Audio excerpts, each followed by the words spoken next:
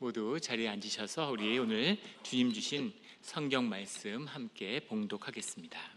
오늘 주님이 주신 말씀은 마태복음 5장 43절로 48절까지의 말씀입니다. 다 같이 한 목소리로 주님이 주신 말씀 봉독하겠습니다. 또 내 이웃을 사랑하고 내 원수를 미워하라 하였다는 것을 너희가 들었으나 나는 너희에게 이르노니 너희 원수를 사랑하며 너희를 박해하는 자를 위하여 기도하라. 이같이 한즉 하늘에 계신 너희 아버지의 아들이 되리니 이는 하나님이 그 해를 악인과 선인에게 비추시며 비를 의로운 자와 불의한 자에게 내려주심이라. 너희가 너희를 사랑하는 자를 사랑하면 무슨 상이 있으리요? 세리도 이같이 아니하느냐? 또 너희가 너희 형제에게만 무난하면 남보다 더한 것이 무엇이냐? 이방인들도 이같이 아니하느냐? 그러므로 하늘에 계신 너희 아버지의 온전하심과 같이 너희도 온전하라. 아멘. 다 같이 말씀을 위한 묵상 기도를 드리겠습니다.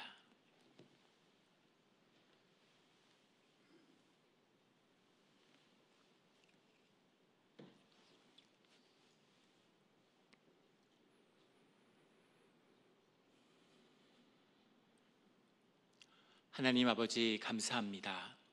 주의 말씀을 듣고자 저희가 주의 제단 앞에 모였습니다. 우리 마음의 기도와 우리 마음의 묵상이 주님께 연락되기를 원합니다.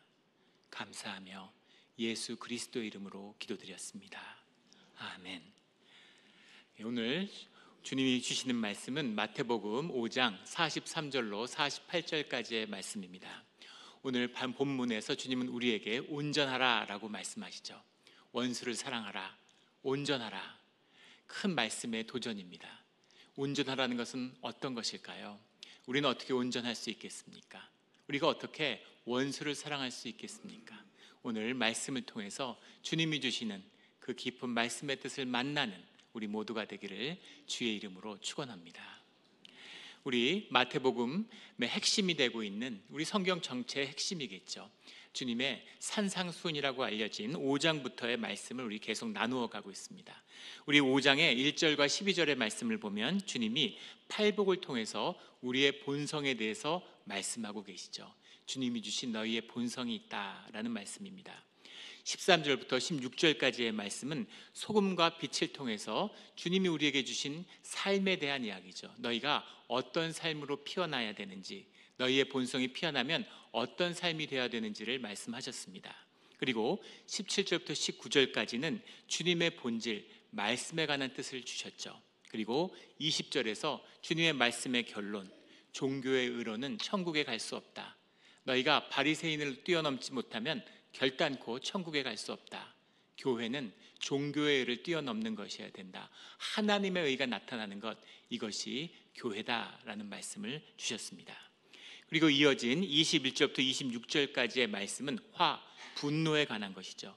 우리의 본성에 대한 말씀을 주시고 우리의 무너진 본성, 우리의 현실의 삶 가운데서 우리의 본성이 어떻게 무너져 있는지에 대해서 말씀해 주셨죠. 그리고 27절부터 32절까지는 음용에 대한 우리의 상실한 삶에 대한 얘기입니다. 온전한 인격이 되지 못하고 사람을 온전한 인격으로 대하지 못하고 그 사람을 유욕으로 만나는 그런 무너진 삶에 대한 얘기죠. 그리고 33절부터 37절까지는 거짓 맹세에 대한 이야기, 상실한 말, 주님이 주신 말씀, 주님이 주신 진실함으로 살지 못하는 말조차도 모두 다 그 진실을 잃어버리고만 우리의 잃어버린 상실한 말에 대한 말씀을 주셨습니다. 그리고 지난주에 나눈 38절부터 42절까지의 말씀, 그 모든 무너진 말씀을 세울 수 있는 그 무너진 삶에 대한 보상은, 그 무너진 삶을 세우는 길은 오직 하나님밖에 없다. 비폭력과 무저항으로 상징되는, 우리는 도저히 이룰 수 없을 것 같지만 하나님이 이루어 가시는, 하나님 안에서 이루어지는 뜻이 있다라는 말씀을 나누었죠. 그리고 오늘 그 결론에 해당되는 그 모든 말씀의 종합, 그 말씀을 한마디로 정리하면 원수를 사랑하라, 너희는 온전해야 된다라는 말씀입니다. 어떻게 원수를 사랑할 수가 있을까요? 가장 기독교를 상징하는, 예수님을 상징하는 가장 유명한 말씀이지만 결코 받을 수 없을 것 같은 주님의 말씀, 원수를 사랑하라는 말씀입니다. 오늘 주님이 주시는 말씀의 뜻을 깊이 깨달아 살게 되는 우리 모두가 되기를 주의 이름으로 축원합니다. 오늘 43절의 말씀에 보면 또 내 이웃을 사랑하고 내 원수를 미워하라 하였다는 것을 너희가 들었으나, 옛사람이 말한 바와 같이라는 계명의 말씀이 아니라 이런 이야기들을 너희 세상 가운데 나누고 있다라는 거죠. 이 세상 사람들도 이웃을 사랑하고 원수를 미워하는 삶을 살고 있다는 겁니다. 근데 이것은 파퓰러 릴리전, 아주 일반화된 종교적인 유대 사회에서 통용되는 이야기였습니다. 내 이웃을 사랑하는 말을 들었지만 그 이웃은 동족을 이야기하는 거지. 더 에너미, 대적을, 이방인들을 미워하고 그들을 대적하는 그런 삶을 사는 것이 주님의 뜻이라고 알고 있는데 그렇지 않다는 말씀이죠. 우리 구약 가운데서도 출애굽기 23장 4절 5절에 보면 내가 만일 내 원수의 소가 길을 잃었거나 엎드려 있는 것을 발견하면 그러면 그 사람에게 돌려줘라 이렇게 말씀하십니다. 그 원수의 소를 잃어버린 것을 찾아도 그것을 돌려주라고 하는, 그냥 모른 척 할 수 있을 텐데 이거 참 쌤통이다 이렇게 할 수 있을 텐데 그렇게 하면 안 된다라는 말씀을 주고 계시는 거죠. 또 잠언 25장 21절 22절의 말씀에 보면 내 원수가 배고파거든 음식을 먹이고 그리고 목말라 하거든 물을 마시게 하라 이렇게 말씀하고 있죠. 잠언 25장의 말씀이죠. 그리하는 것은 핀숯을 그의 머리에 놓은 것과 일반이요 그리고 여호와께서 내게 갚아주시리라. 이 숯을 머리에 올려놓는다는 것을 마치 주님이 원수를 갚는 것처럼 그렇게 이해하는 그런 식의 강해도 있지만, 숯을 머리에 올려놓는다는 것은 회개를 의미하는 거죠. 회개의 표현입니다. 그리고 주님이 갚아주시리라 이렇게 번역을 했지만 예살렘 라카라고 하는, 주님이 화목해 해주신다, 주님이 너에게 화목을 주신다라는 겁니다. 내가 호의를 베풀었는데 내가 호의를 베푸는 것으로 인해서 화목이 일어나는 것이 아니라 내가 용서를 했는데 나의 용서는 의미가 없죠.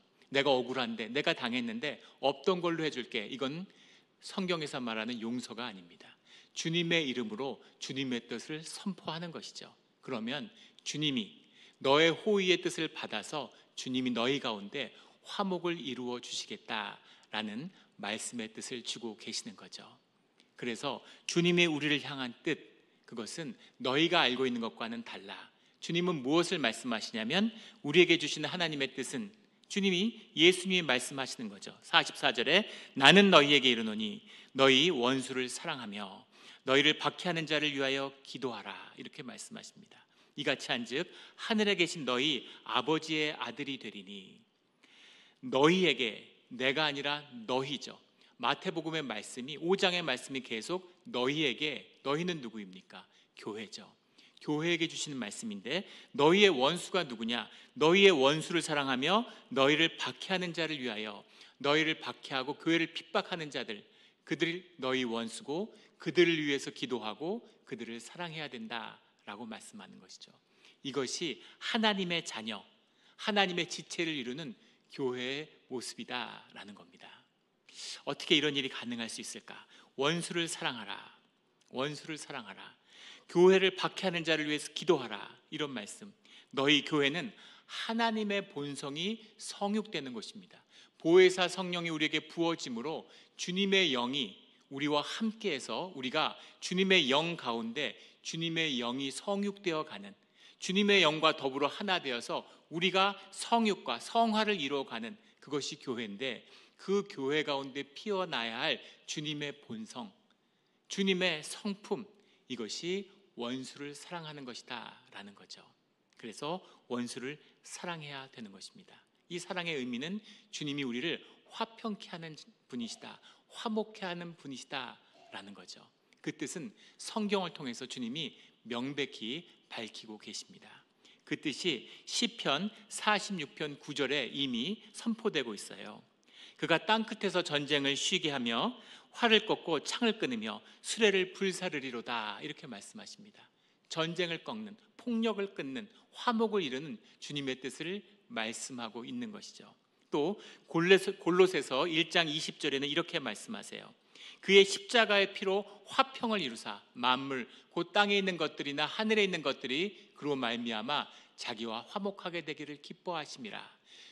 주님과 화목함으로 주님 안에서 십자가로 모든 장벽을 허물고 모든 피조물들이 주 안에서 화목하는 그 화목을 주님이 이루시기를 원하신다라는 겁니다. 이것이 주님이 교회를 통해서 이루어 가시는 주님의 일이죠. 주의 자녀가 있는데 그 자녀를 잃어버린 자녀를 애통해하는 부모의 마음을 뭐라 말할 수 있겠습니까? 이 땅에서 경험하는 주님의 사랑을 만나는 가장 깊은 주님의 사랑에 가까운 사랑이 어머니의 사랑이겠죠. 어머니는 자녀를 사랑합니다. 자식이 원수가 되어도 자식이 원수라고 그러잖아요. 하지만 자식을 사랑하죠. 원수를 사랑하는 말을 받을 수 없지만 자식을 사랑하는 말은 받을 수 있죠. 왜 그렇습니까? 자식과는 하나이기 때문이죠. 주님은 우리에게 하나가 되어야 된다. 하나가 아니었는데 하나가 되라는 게 아니라 너희는 원래 하나였어 라는 말씀이죠. 원래 하나였는데 지금 깨져 있는 것을 주님의 십자가의 화목으로 다시 하나가 되게 해라 라는 말씀이에요. 예전에 제가 수도원에 잠깐 있을 때 거기 원장님의 어머니 권사님이 함께 사셨는데 그때 이미 90세가 넘으셨습니다. 자녀를 70년 전에 월남할 때 막내 아들을 잃어버리셨어요. 그때는 남북이 이렇게 단절될 거라고는 상상도 할 수 없었죠. 그래서 2살 된 막내 아들을 시어머니 시아버지에게 맡기고 노인들은 나이가 있어서 못 움직이시니까 남한으로 가서 자리를 잡으면 올라가서 애기니까 아직 막내 아들 데리고 와야 되겠다. 엄동설안에 1월에 그 아이를 데리고 도저히 피난 갈 수가 없을 것 같으니까 아이를 두고 내려왔는데 그게 마지막이었던 거죠. 70년간 하루도 자식을 잃을 수가 없고 자녀를 위해서 기도하는 어머니의 마음이 있는 겁니다. 그런 어머니의 사랑, 그 사랑이 우리 육신의 자녀도 그런 사랑으로 그 자녀를 붙드는데 우리를 향한 잃어버린 자녀를 향한 하나님의 사랑은 어떤 것이겠습니까? 그것이 너희가 원수로 여기는 너희가 이방인이라고 얘기하는 너희를 박해하는 모든 자들과 하나 되기를 원하는 주님의 뜻이고 우리를 향한 주님의 사랑이다. 그 사랑 안에 있으면 그 사랑을 만나면 너희는 하나 될 수 있다라는 말씀이죠. 하나가 되면 너희는 원수를 사랑하는 원수와 화목해 되는 주님의 화평을 이루는 주의 아버지의 아들이라 일컬음을 받는 주의 자녀들 교회를 이루게 된다라는 말씀입니다. 주 안에서 이런 아름다운 교회를 이루는 우리 모두가 되기를 주의 이름으로 축원합니다. 46절에 너희가 너희를 사랑하는 자를 사랑하면 무슨 상이 있으리요? 세리도 이같이 아니하느냐? 또 너희가 너희 형제에게 무난하면 남보다 더한 것이 무엇이냐? 이방인들도 이같이 아니하느냐? 그래서 교회는 하나님의 본성을 이루는 것이다 라는 말씀을 강조하고 계시는 거죠. 그리고 48절에 그러므로 하고 결론을 말씀하시는데 하늘에 계신 너희 아버지의 온전하심과 같이 너희도 온전하라. 너가 아니고 너희입니다. 네가 이루어야 하는 게 아니라 너희가 이루어야 하는 것이죠. 교회 가운데 이루어지는 온전하심을 얘기하고 있어요. 이 온전하심이라는 말이 우리에게 큰 도전을 주고 있는 거죠. 온전하다는 게 뭘까? 도대체 온전함을 이루라는 건 무슨 뜻일까라는 겁니다. 텔레이오스라는 말입니다. 원형은 텔로스라는 건데 온전한, 완전한, 성숙한, 목적에 맞는 시간적인 의미를 띌 때는 완성하다 이런 뜻도 되고 행위의 뜻을 말할 때는 완결되다라는 의미도 가지고 목표를 얘기할 때는 도달했다 이런 뜻으로도 쓰일 수 있습니다. 그런데 이 말씀의 뜻이 무엇인가 하는 것이 큰 도전인 거죠. 주님은 온전하실 수 있겠지. 근데 우리에게 온전하라는 말씀이 뭐지? 도대체 온전하다는 게 무슨 말입니까? 어떤 이해에서는 이것이 구약의 탐임을 받았다. 탐임이라는 건 흠없는 인격을 얘기하는 거죠. 그걸 받은 것일 것이다.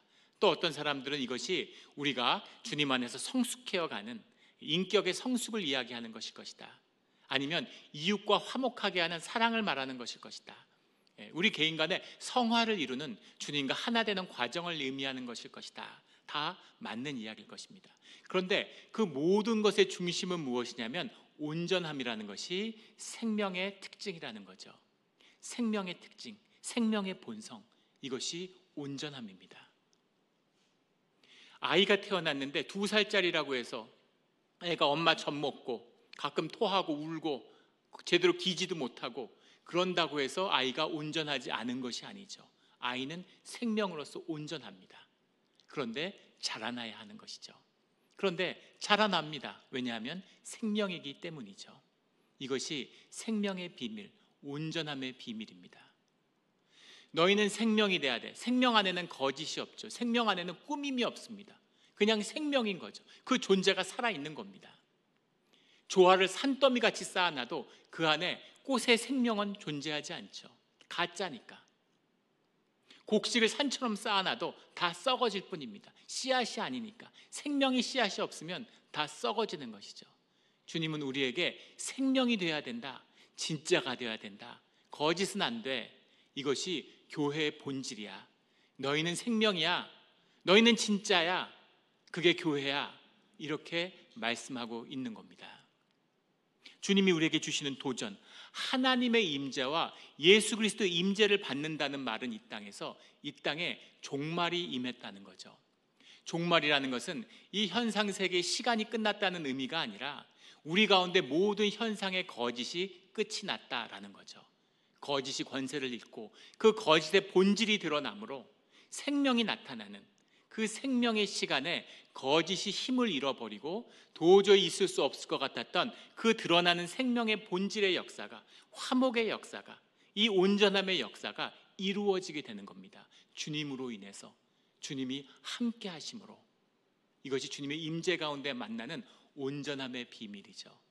너희가 진짜가 되면, 너희가 생명이 되면, 너희가 베푸는 호의와 사랑을 통해서 주님의 사랑과 온전함이 너희 가운데 자라나고 너희 가운데 성취되고 너희 가운데 이루어지는 거야 라는 말씀의 비밀입니다. 이 비밀을 받고 이 비밀을 진실로 살고자 하는 자들은 이 말씀의 비밀을 만나게 되는 거죠.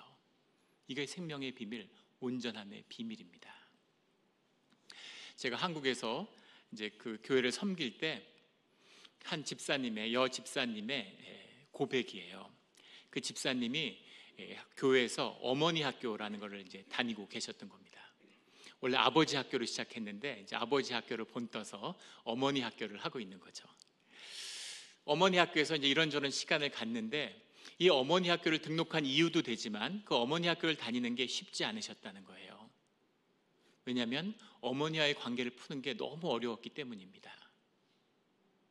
어머니가 혼자 되셔서 딸들을 키웠는데 어머니가 굉장히 세신 분이라는 거예요. 세고 아주 이제 거친 분이신 거죠. 또 그렇게 세고 거칠지 않았으면 험한 세상에서 어떻게 자녀들을 키우셨겠습니까? 혼자서 시장에서 장사를 하면서 딸들을 키웠는데 말 한마디를 해도 순하고 곱게 하시는 일이 없다는 거예요. 자랄수록 엄마하고 힘든 겁니다. 엄마한테 전화를 하면은 그래, 전화했구나, 뭐 어떻게 지내니 이렇게 받으시면 좋잖아요. 전화를 하면 항상 첫 반응이 왜 그러신다는 거예요. 그 이유가 어디 있어요? 그냥 전화한 거지. 왜 그러니까 갑자기 당황하잖아요. 너무 적대적인 것 같고. 어버이날이 돼서 어머니한테 꽃다발 같은 거, 꽃 화분 이런 거 선물하면 참 이쁘구나, 어떻게 이렇게 이쁜 걸 사왔니, 향기도 좋구나 이렇게 받으시면 좋잖아요. 그런데 벌컥 화를 내신다는 거예요. 얘들이 정신없는 거 봐라. 이런 걸 뭐하러 사니? 너희들 돈 아까운 거 모르고 이런 거나 사고 다신 사오지 마. 이러고 야단을 치신다는 거죠. 어머니하고 관계가 힘든 겁니다. 어머니 학교에서 숙제를 내줬는데 친정 엄마 집에 가서 엄마하고 하루 자고 오는 게 숙제였대요. 누구에게는 정말 아무것도 아닌, 저희 누나들은 돌아가면서 일주일에 3회씩 어머니 집에 가서 자고 온다는데, 친정집에 가서 평생 친정집에서 하루도 자본 적이 없는 거죠. 왜 네 새끼 신랑 놔두고 여기 와서 자니? 당장 집에 가라. 그렇게 하시니까 우호적이지 않고 환영받지도 못하는데 불편하니까 말을 3마디만 이어가면 싸움이 난다는 거예요. 왜 엄마하고 자꾸 싸울까요? 엄마의 DNA가 있기 때문이죠. 엄마하고 부딪히는 거예요. 자석이 밀어내듯이. 힘든 겁니다. 그 힘든 게 너무너무 느껴져요. 저도 그 교회 갔을 때 목회자 아버지 학교라는 걸 꼭 해야 된다고 그래서 의무적으로 들어가는데 아버지에게 편지 쓰기가 있는 겁니다.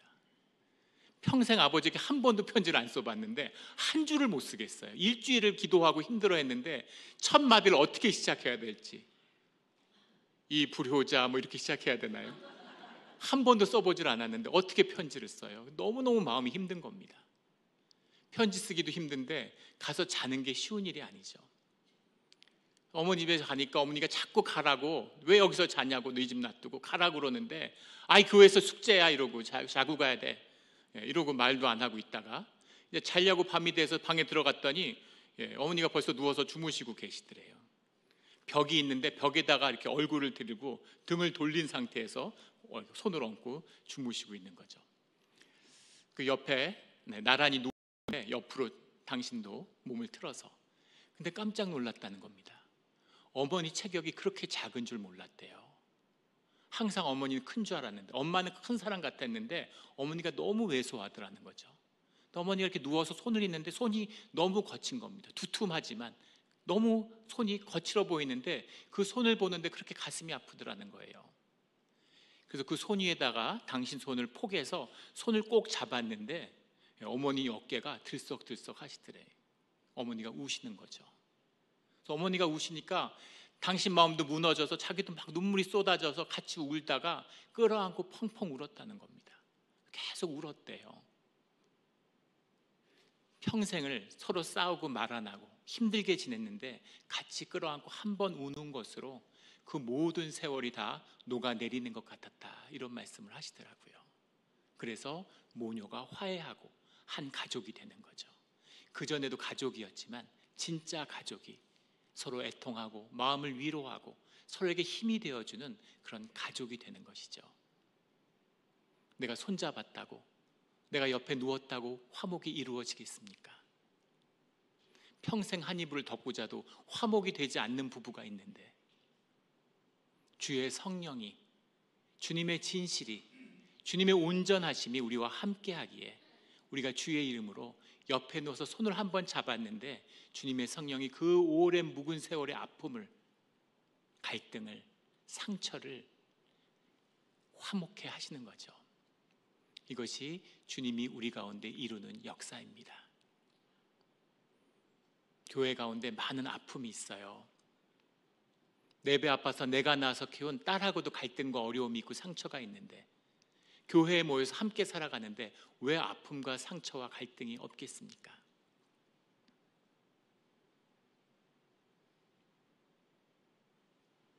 주중에 교인 한 분이 오셔서, 목사님, 이제 헌금 사건 얘기는 좀 많이 들으셨죠? 이렇게 얘기하더라고요. 좀 정리가 되셨냐고. 그래서 여러분한테 들었다고 말씀드리니까, 부엌 사건 들어보셨습니까? 이렇게 물어보세요. 그래서 부엌 사건은 또 뭔가요? 그러니까 부엌 사건도 이제 들어서 한번 정리를 하셔야 되는데, 헌금 사건도 있고 부엌 사건도 있고 또 무슨 사건이 있습니까? 많은 사건이 있었겠죠. 많은 사건이 있고 많은 아픔과 상처가 있을 겁니다. 그러나 그 상처를 넘어서는 화해, 원수도 사랑하는데 왜 지체를 사랑할 수 없겠습니까? 원수를 용서하는데 왜 지체를 용서할 수 없겠습니까? 그 모든 아픔과 상처를 뛰어넘어서 주 안에서 화목한, 다시 한번 우리 아가페 교회 따뜻하고 사랑스러운 그런 공동체를 주 안에서 다시 이룰 수 있겠습니까? 주님은 이룰 수 있다고 말씀하십니다. 그 말씀을 받아서 우리 주님 안에 사랑이 가득한, 온전하게 자라가는, 생명의 진실이 가득한, 어느 땐가는 주님의 아들이라 칭함을 받는 온전함으로 완성되는 우리 아가페 공동체가 되기를 예수 그리스도 이름으로 축원합니다. 아멘. 함께 기도드리겠습니다.